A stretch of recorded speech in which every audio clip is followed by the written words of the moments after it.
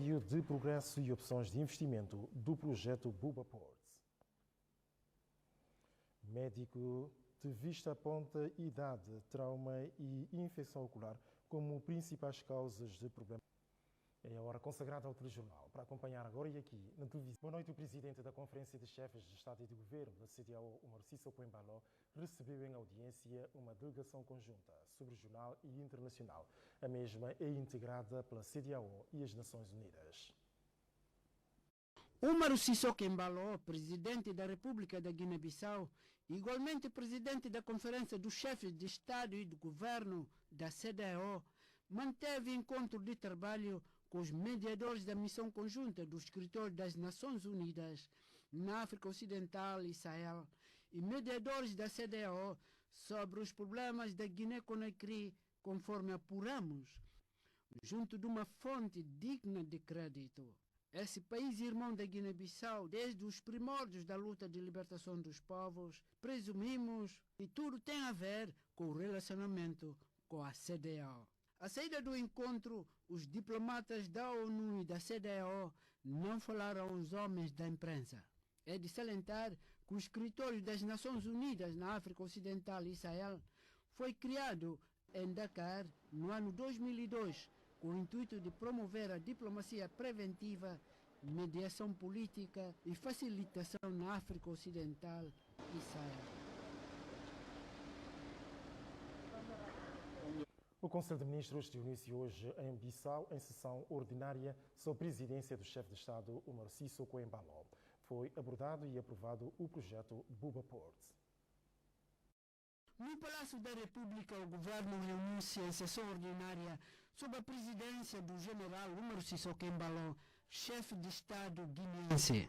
Com o primeiro-ministro Nuno Gomes Nabian presente, o Conselho de Ministros, segundo o porta-voz do governo, realça no capítulo das informações gerais. No capítulo de informações gerais, Sua Excelência, Senhor Presidente da República, exortou o Governo a desenvolver as mais céleres diligências em ordem à conclusão dos dossiês pendentes, a saber, a SECO, a ANCAGB e a empresa Maresca. O coletivo dos ministros da Guiné-Bissau adoptou o comunicado final. E Fernando Vaz, ministro do Turismo e do Artesanato, porta-voz do governo, sublinha as deliberações. Na parte deliberativa, o Conselho de Ministros, após análise e discussão, deliberou 1. Aprovar o relatório do processo e opções de investimento do projeto Buba Ports e a sua localização fixada na opção B. 2. Aprovar com alterações a proposta de lei relativa ao regime de acesso aos recursos genéticos e a justa e equitativa repartição dos benefícios decorrentes da sua utilização.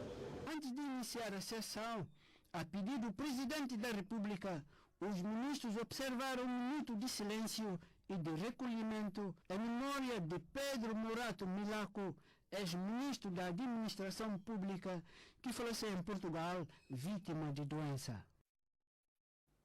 O governo vai promover um segundo encontro com os partidos políticos. Segundo o primeiro-ministro Nuno Gomes Nabian, o objetivo é de encontrar uma solução viável para a realização das eleições legislativas. À saída da reunião do Conselho de Ministros, o primeiro-ministro da Guiné-Bissau, Nuno Gomes Nabian, foi interpelado pelos jornalistas sobre o estado de preparação das legislativas na Guiné-Bissau e prontamente respondeu. Necessário que para fazer o censamento de raiz e imprimir os cartões para serem planos. E agora, começamos de data de 18 para trás para ver aquilo que está dentro do limite. E os partidos políticos da região que tivemos reagiram de que, de facto, a data de 18 de dezembro não é realizável. Então, nós, o que vamos fazer agora, vamos ter o segundo encontro com os partidos políticos, que é para tentar arranjar um consenso sobre a data. O governo não quer decidir isto sozinho. Nós queremos que haja uma participação de todos os partidos, todos os atores do nosso processo. Por isso é que nós dissemos, o governo já está com a CME e a GETA, já está em condições, porque tem material de necessário para o efeito. Então, começamos de data de 18 de dezembro para ver os prazos daquilo que temos.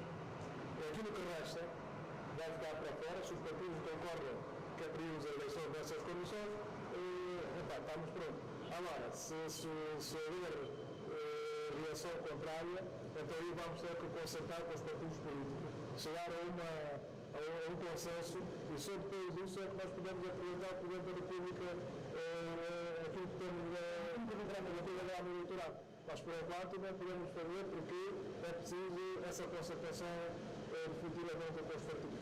Como se pode constatar nas afirmações do primeiro-ministro, o governo pretende realizar um segundo encontro com os partidos políticos à procura de consenso para a realização das eleições legislativas. Lançada hoje a campanha de vacinação contra o sarampo às crianças de 15 aos 59 meses. Trata-se de uma cerimónia presidida pelo Ministro do Ambiente em representação do Ministro da Tutela, Ministro da Saúde.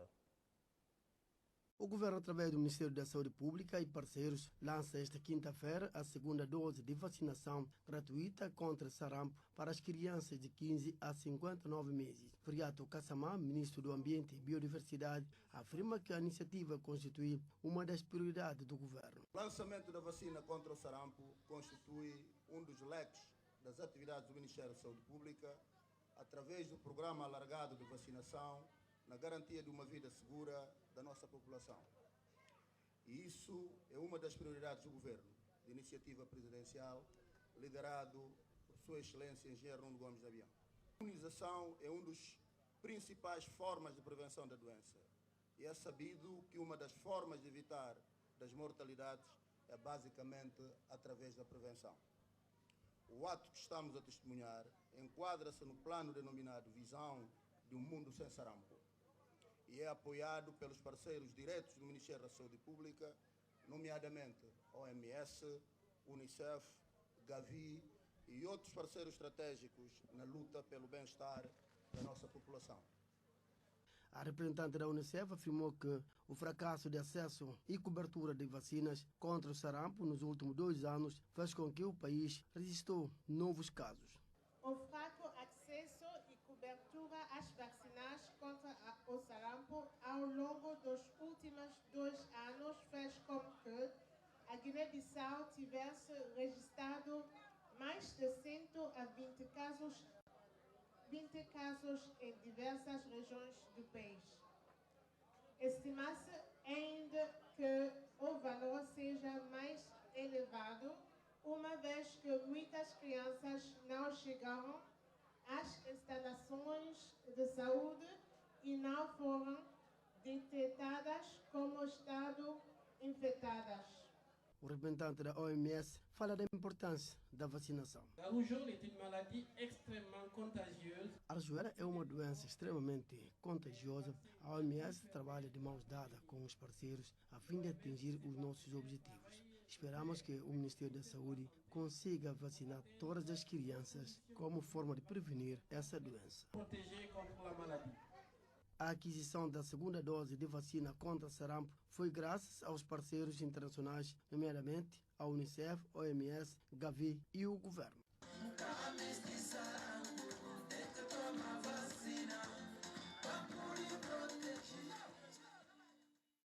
Celebra-se hoje o Dia Mundial da Saúde Visual.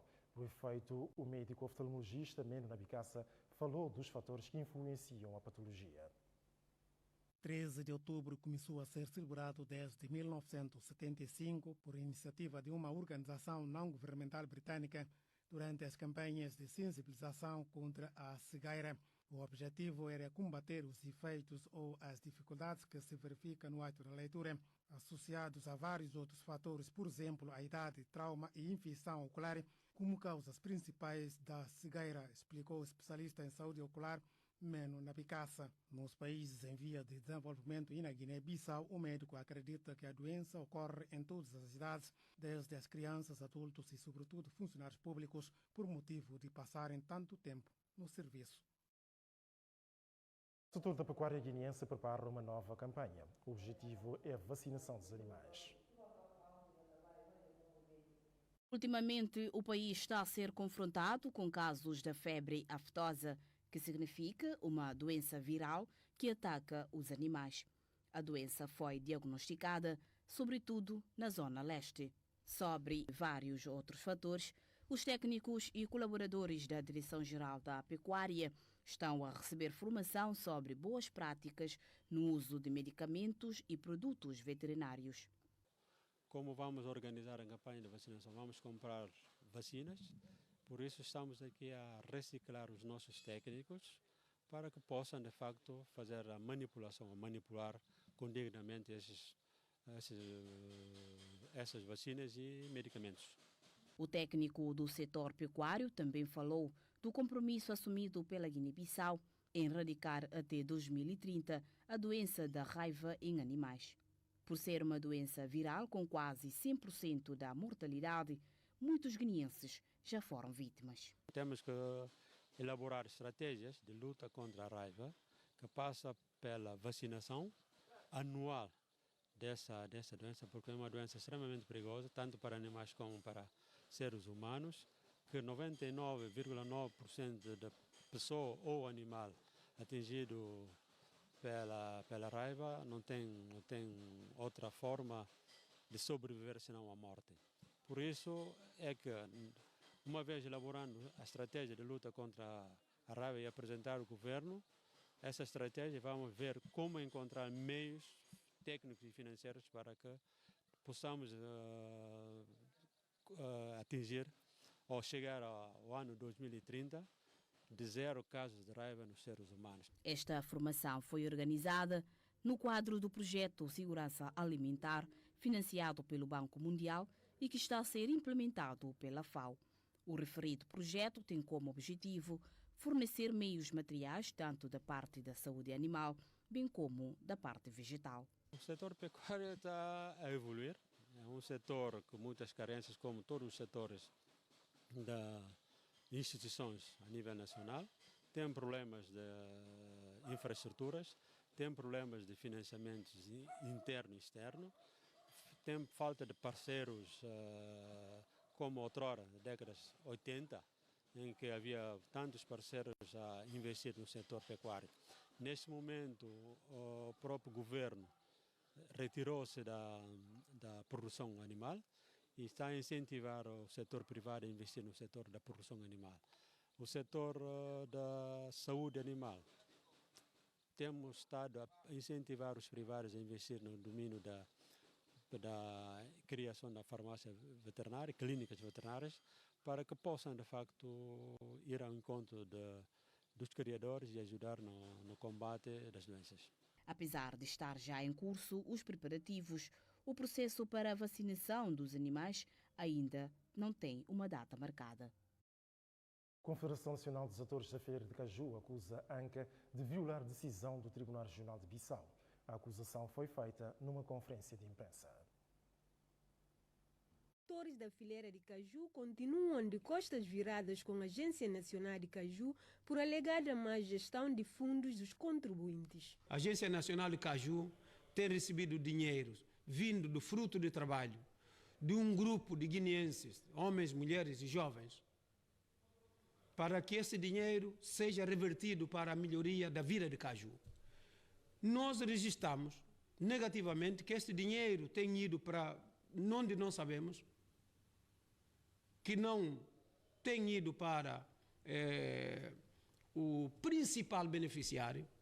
Estamos a pedir à Agência Nacional de Caju que nos preste as contas destas nossas contribuições, aliás. De momento, o assunto está a ser tratado nas instâncias judiciais, mas, segundo esses responsáveis, a ANCA recusa cumprir a decisão tomada. O tribunal disse, olha, os exportadores queixaram-se, invocaram, e a ANCA teve a oportunidade de contestar.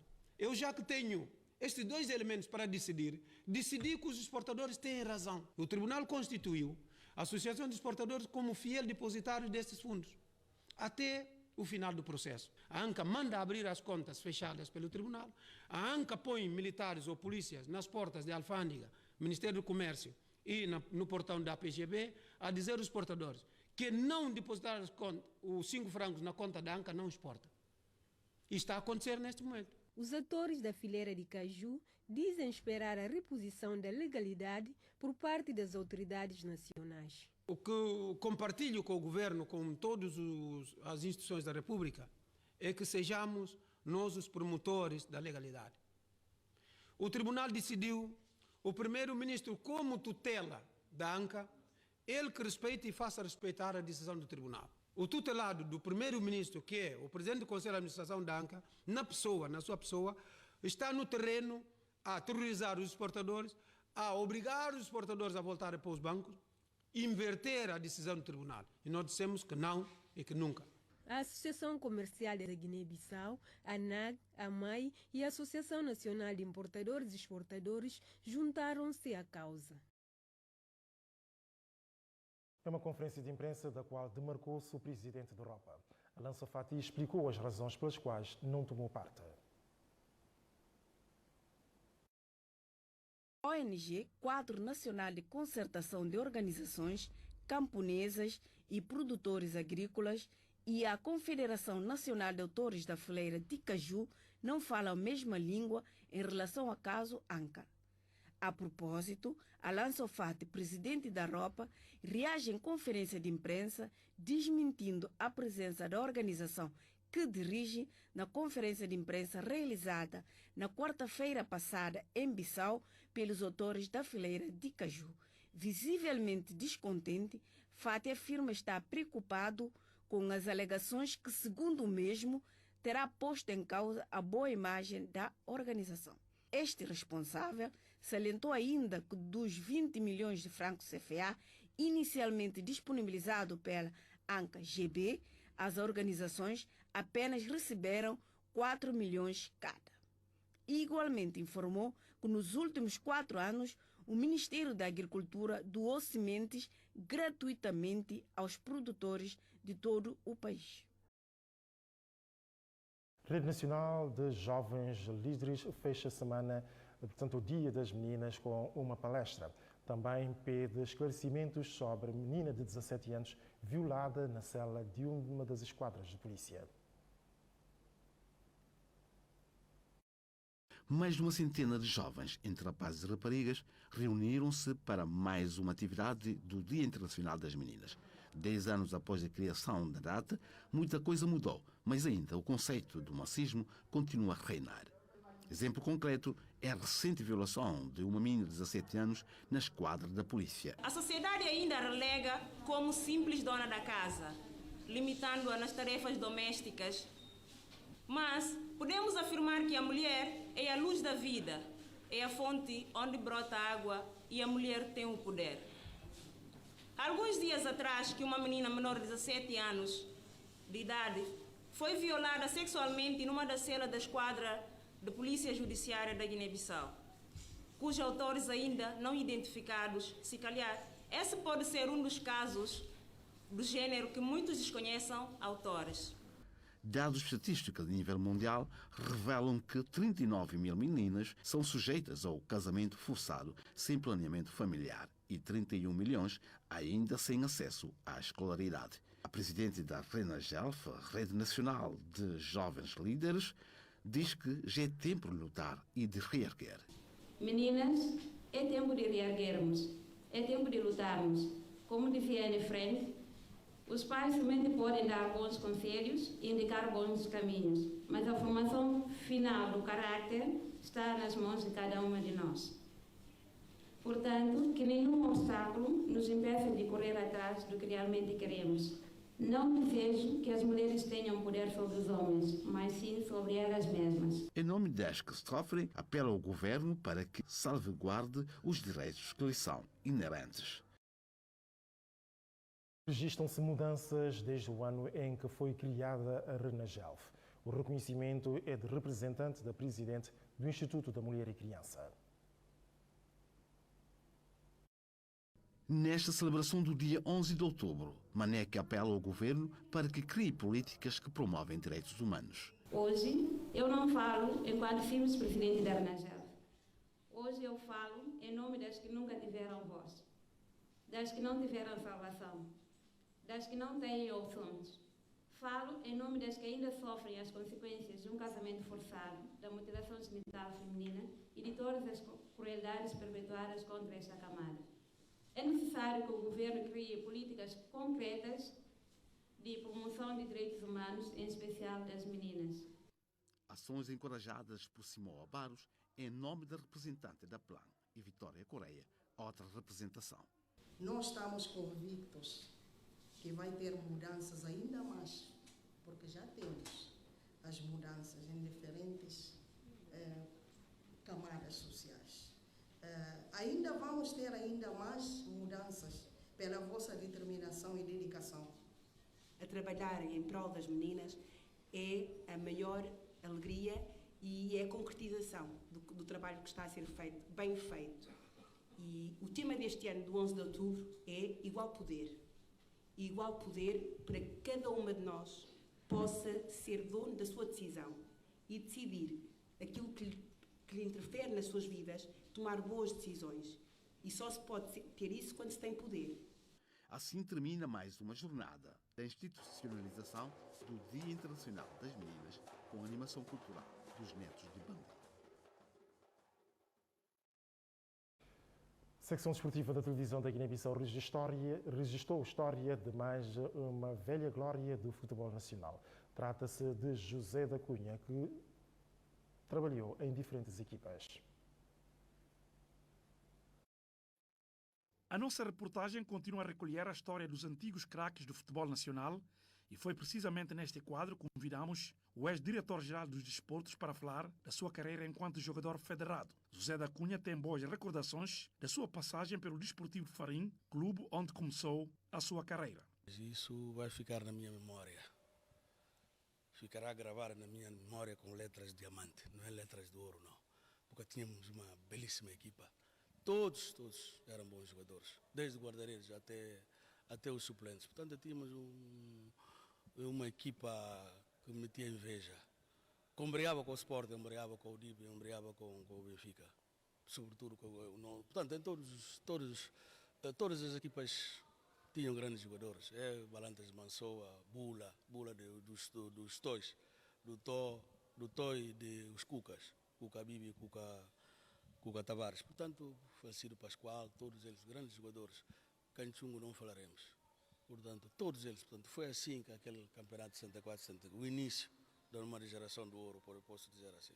Para o antigo atleta e dirigente, o futebol é o fator da unidade nacional e aponta como exemplo a forma como os adeptos encaravam as competições no seu tempo. Autêntica festa.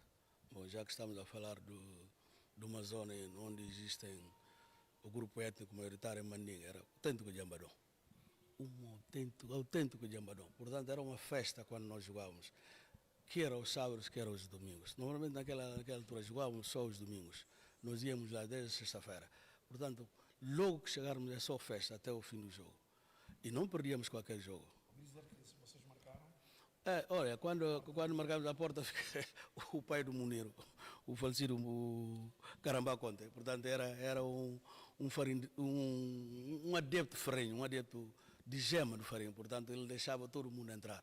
Ele era o responsável, portanto, do patrimônio do clube, como posso dizer assim. Portanto, só porque ele gostava tanto de farinha. E deixava todo mundo entrar, quando entrava o golo. Quando nós marcámos o primeiro. Mas se tivéssemos sofrido depois, primeiro, isso já é difícil. Mas dificilmente, eu não me lembro se perdemos muitos jogos naquela época. Eu não direi que a partir de logo no princípio, mas depois de 74, 75, ou 75 e 76, sobretudo as 75 e 76, praticamente não perdemos muitos jogos. Perdíamos aqui em Bissau ou em Canchungo. Por exemplo, eu desde que joguei nunca ganhei Bafatá. Bafatá e Mansoa. Você sabe que a rivalidade entre Farinha e Mansoa, meu Deus, eu e Gobas, sempre problemas, eu e Gobas. Sabe que o Gobas é meu primo, mas andávamos sempre juntos, mas também sempre as agaratas, sempre a entrar quase o vias de facto. Depois do Desportivo de Farim, José da Cunha seguiu a sua carreira no Tênis Clube de Bissau. Quando cheguei o Tênis Clube, é um clube humilde, de gente humilde. Portanto, eu consegui adaptar-me. Foi a partir daí que comecei a gostar do tênis. E fiz o tênis o meu segundo clube. Hoje e amanhã, para sempre. Portanto, quando cheguei lá, encontrei também pessoas humildes. No caso do Toné Casparente e do Tony Marques. O Tony Marques já não está entre nós. Portanto, encontrei lá pessoas amicíssimas. Portanto, eu integrei de uma forma sem dificuldades naquela equipa. Por isso tornei-me um tenista de gema, um tenista do coração. Tanto lá fiz lá muitos anos depois, também como dirigente. Mas não foi desde que terminaste a carreira? Não foi bem eu penso que... Não, eu terminei a carreira no Sporting, porque eu já tinha apanhado a bolsa, a continuar os meus estudos universitários na ex-União Soviética. Portanto, cheguei lá, treinei e fiz só um jogo no Sporting. Portanto, acabei, quando regressei já mais joguei. Quando regressei ao país já não regressei ao treino do jogo. Quem era o treinador do Sporting? Facílio Demba, o meu colega, o meu irmão, um senhor de futebol. Ele, jovem, sem nenhuma formação, já percebia o futebol. Aliás, o Demba, desde quando éramos mais jovens, ele já fazia esse treinador. Portanto, nós tínhamos uma equipa de estudantes em Barrotá. Ele era o treinador, eu era capitão da equipa. Mas já se via que ele ia ser um grande treinador. Infelizmente, não foi por muito tempo, infelizmente. Visivelmente emocionado, Cunha aproveitou o microfone da TGB para homenagear o falecido treinador Cipriano Jacinto, os antigos jogadores que já não se encontram entre nós. E é pelas memórias do desporto nacional que damos por terminada a primeira parte desta edição do Telejornal. Mantenha-se na nossa companhia e até logo depois do intervalo. Notícias do âmbito internacional. Começamos aqui na África Ocidental, concretamente na Gâmbia, cujas autoridades denunciam e já retiraram o xarope de proveniência indiana. Entretanto, o xarope já provocou a morte de mais de 60 crianças e familiares das vítimas responsabilizam o presidente Adama Barrow. Nessas imagens, a pequena de nome Fatoumata, com apenas 2 anos somente. Uri Bayo Keita, o seu pai, está consternado e revoltado. No seu telefone, as imagens se sucedem. A sua filha estava ali apenas uma semana, mas depois de ter-lhe dado o xarope contra a tosse, o seu estado repentinamente agravou-se. Son état s'est soudainement dégradé. Ela não podia comer nada e sofria muito. Houve mesmo sangue sair no seu nariz e boca. O sangue corria na boca e nas orelhas. Symptômes qui lui ont coûté la vie. Sintomas esses que lhe custaram a vida. E essa história não está isolada porque Mariama Kouyaté perdeu igualmente o seu filho através do mesmo medicamento. O produto fabricado na Índia pela mesma sociedade, Maiden Pharmaceutical Limited, tinha sido posto em causa no passado. Déjà été mis en cause dans le passé. On entend que le gouvernement agisse et empêche ces produits d'entrée. O governo deve agir e impedir a entrada destes medicamentos no país. Se não impedirem a entrada destes xaropes, será pior. Falta de meios para o recenseamento dos casos. A alerta foi dada muito tarde pelo governo gambiano. Pelo menos 69 crianças morreram durante os 3 últimos meses e esse número poderá ser subestimado. Para esta militante gambiana, não passa de um escândalo. Gambienne, c'est un scandale. Nous sommes consternés, nous sommes tristes. Et il faut que Nós estamos consternados e tristes. É preciso que seja feita a justiça para essas vítimas e vamos falar para que seja feita uma justiça, mas uma justiça que eles merecem. l'urgence médicale obtient la justice qu'il mérite. La vente de ces sirops a été interdite. A venda destes xaropes foram proibidas, mas as autoridades gambianas tentam agora recuperar em várias casas, mas para Uri já é muito tarde estas medidas. Tout cela arrive bien tard. Si c'est la négligence. Se for uma negligência destas pessoas que causaram a morte de 69 crianças, está muito mal. Ça fait mal. Le président Adama Barrow s'est... Entretanto, o presidente Adama Barrow engajou-se para esclarecer, e muito bem, este drama. Esta empresa, quanto a ela, rejeita toda a responsabilidade, mas a fábrica produtora destes medicamentos foi fechada pelo Ministério da Saúde indiano. Mise à l'arrêt par le ministère de la Santé indien. Chad foi dado o primeiro passo para o cumprimento do calendário de transição de 2 anos. É que o presidente Mohamed Idriss Déby Itno nomeou um primeiro-ministro cuja missão principal é de realizar eleições. Un nouveau Premier ministre. O novo primeiro-ministro com o rosto já conhecido. Saleh Kazbo foi durante estes últimos 10 anos um feroz opositor ao antigo presidente Idriss Déby. O homem de 75 anos com um CV muito preenchido. Depois da infância em Camarões, foi para Paris estudar o jornalismo e depois começou a sua carreira na agência tchadiana de imprensa, antes de tornar-se correspondente em Dakar e depois em Yaoundé durante 5 anos. Mas foi em 1992 que começou a sua carreira política no Tchad, criando a UNDR, o principal partido de oposição que dirigirá durante 20 anos. Deputado, ele entrou para o governo muitas vezes quando o seu partido assinou um acordo com o de Idriss Déby. Um pouco mais tarde, acabou de bater a porta em 1996. Durante quase 15 anos foi um opositor ferrenho a Idriss Déby, que dirigiu o país quase 30 anos e 4 vezes candidato às presidenciais. E em 2021 apelou para as eleições presidenciais e democráticas. 2021 a des élections démocratiques. Ele veut retrouver sa liberté, sa dignité. O povo quer encontrar a sua dignidade, a sua liberdade, a sua independência, a sua faculdade de ir às eleições e escolher o seu presidente da sua escolha, e não o que lhe impõe. Et non pas celui qu'on lui impose. Mais l'an dernier, après la mort soudaine d'Idriss Déby, no ano passado, depois da morte súbita de Idriss Déby, que foi morto por rebeldes, as Forças Armadas colocaram o seu filho à frente do país. Mohamed Idriss Déby nomeou então Saleh Kebzabo, vice-presidente do Comitê de Organização do Diálogo Nacional e encarregue de acompanhar o processo de transição de 18 meses que deve levar ao processo de realização das eleições democráticas. Demarches esses criticadas por uma grande parte de opositores e pelos movimentos rebeldes. Estes então criticaram Saleh Kebzabo de ter prolongado para 2 anos a transição, contrariamente ao engajamento tomado perante a comunidade internacional. Un engagement pris devant la communauté internationale. A Rússia coloca no espaço Angosat 2. O objetivo é de melhorar a rede de telecomunicações em Angola. A Rússia lançou para o espaço um foguetão que transportava o satélite Angosat 2, que garante melhores telecomunicações a Angola. Este novo satélite vai substituir o Angosat 1, que foi lançado em 2017 e que, um dia depois, perdeu a conexão com a Terra. Em 2018, Rússia e Angola chegaram a acordo para lançar esta segunda versão. 4 anos depois, cumpre-se a promessa. A Coreia do Norte ignora avisos internacionais. O seu líder anuncia o envio de o lançamento de mais 2 mísseis. A norte-coreana anunciou o lançamento de mais 2 mísseis de longo alcance, apesar dos pedidos da comunidade internacional para que o país pare com os constantes exercícios militares. Na semana passada, a Coreia do Norte lançou vários mísseis que sobrevoaram o Japão.